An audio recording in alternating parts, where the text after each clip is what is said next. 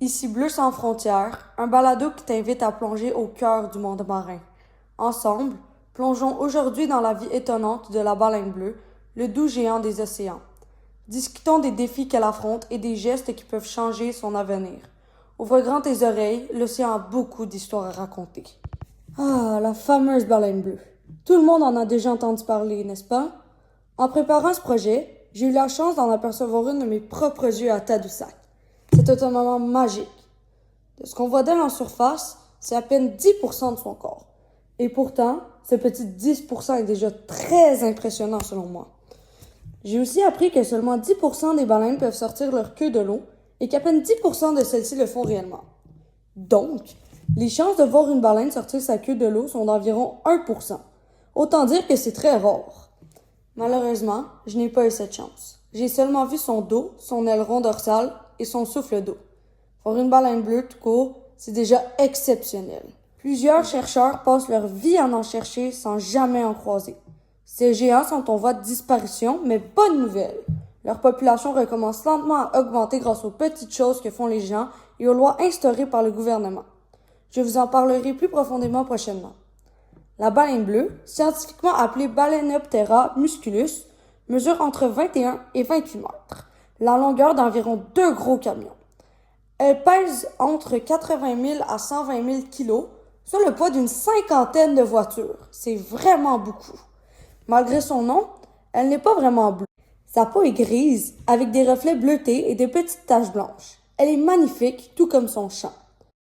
Pour ceux qui sont curieux comme moi et qui veulent l'écouter, je vous en mets un extrait ici. Ouvrez grand vos oreilles.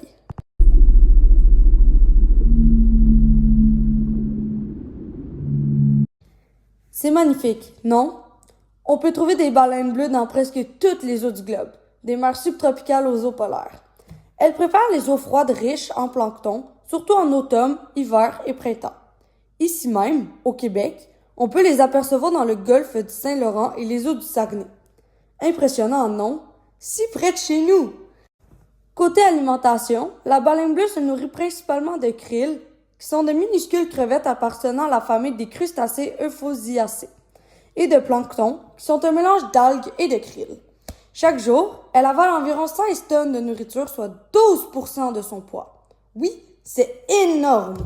Comme nous, c'est un mammifère, ce qui veut dire qu'au niveau de la reproduction, je vous laisse deviner. Elle atteint la maturité sexuelle vers 10 ans. La gestation dure environ 10 à 12 mois et la femelle allaite son petit pendant presque 1 an. Les baleines bleues sont plutôt solitaires, mais il arrive d'en apercevoir en duo ou en petits groupes. Elles remontent régulièrement à la surface pour respirer, puis plongent à plus de 200 mètres de profondeur pendant 10 à 30 minutes. Leur espérance de vie est semblable à la nôtre, environ 80 ans. Aujourd'hui, on estime qu'il ne reste que 5 000 à 15 000 individus dans les océans. Découvrons maintenant pourquoi ces géants sont si menacés. Les changements climatiques affectent énormément les baleines bleues. La hausse des températures de l'eau modifie les courants marins et bouleverse leur environnement. De plus, la fonte des glaces réduit la quantité de plancton, leur principale source de nourriture. La fonte des glaces réduit la quantité de plancton car il y a moins de nutriments dans l'eau que le plancton a besoin, car l'eau de la glace veut le diluer. Vient ensuite la chasse à la baleine. Il existe 3 types principaux. Le premier, la chasse commerciale, aujourd'hui interdite dans la plupart des pays, mais autrefois pratiquée pour vendre leur chair et leur graisse.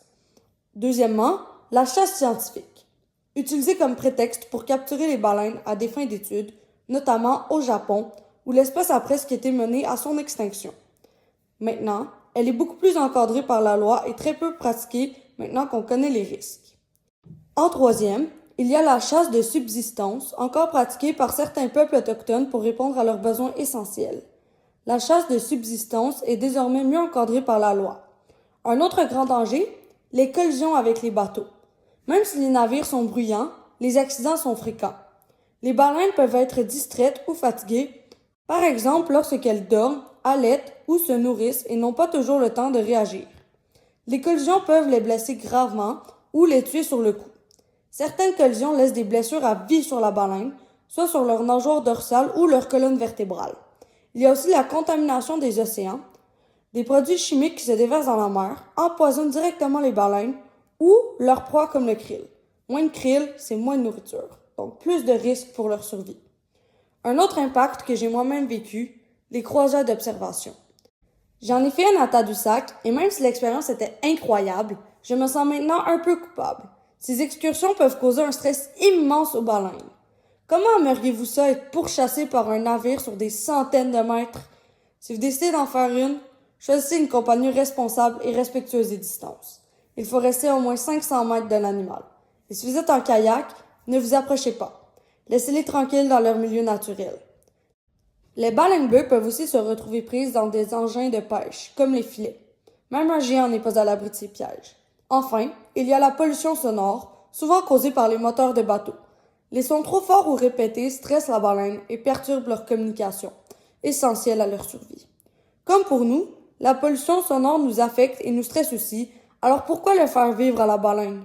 Maintenant qu'on a vu les impacts humains, voyons ce qui est fait et ce qu'on peut faire pour les aider. Il existe deux grandes catégories de solutions, celles mises en place par les gouvernements et celles que nous, individuellement, pouvons adopter.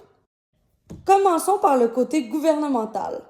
Des zones marines protégées ont été créées pour limiter le trafic maritime et réduire les risques de collision. Pour ceux qui se demandent, le trafic maritime, c'est comme le trafic en auto, mais avec des bateaux sur l'eau. La vitesse des bateaux y est aussi réduite, donnant aux baleines plus de temps pour réagir. Il existe même des systèmes de détection. Des survols aériens et drones capables de repérer les baleines et d'avertir les navires, des capteurs acoustiques qui sont sous l'eau et qui captent et enregistrent le son des baleines, et des caméras thermiques qui détectent la chaleur corporelle des baleines. Leur principal défaut? Le délai. Souvent, quand un bateau reçoit l'alerte, la baleine est déjà partie ailleurs. C'est mieux que rien, mais pas encore parfait. Pour les baleines prises dans les filets, on teste les épouvantails sonores, des dispositifs qui émettent un bruit pour éloigner les baleines. Malheureusement, ils ne fonctionnent qu'une fois sur deux. Au Québec, la loi sur les espèces menacées ou vulnérables protège directement la baleine bleue.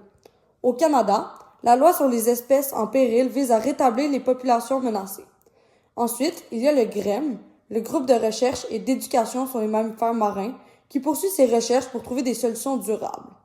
Mais, il n'y a pas que le gouvernement qui peut agir. Voici 5 gestes simples que chacun de nous peut poser pour aider les baleines bleues. 1. S'informer. Comprendre, c'est déjà aider. En écoutant ce balado, tu fais le premier pas. 2. Utiliser de l'eau de façon responsable. Au Québec, elle provient du Saint-Laurent, l'habitat des baleines. Et pourtant, chaque Québécois consomme en moyenne 424 litres d'eau par jour. 3. Consommer de manière réfléchie. Beaucoup de produits sont transportés par bateau, augmentant le trafic maritime et les risques de collision. 4. Réduire le plastique. Recycler et éviter le gaspillage aide à protéger les océans de la pollution. Et 5. S'impliquer localement. Si tu habites près du Saint-Laurent, participe à des nettoyages de berges ou à des activités de sensibilisation. Chaque petit geste compte. J'espère que cet épisode t'a permis de mieux comprendre les défis auxquels font face les baleines bleues et de tomber un peu plus amoureux de ces géants des mers. Merci d'avoir écouté Bleu sans frontières, c'était ton animatrice Ariane Leblanc. À très bientôt pour un nouvel épisode et d'ici là, n'oublie pas, notre océan n'a pas de frontières. Les sources qui ont aidé à faire cet épisode sont le GREM et le gouvernement du Québec.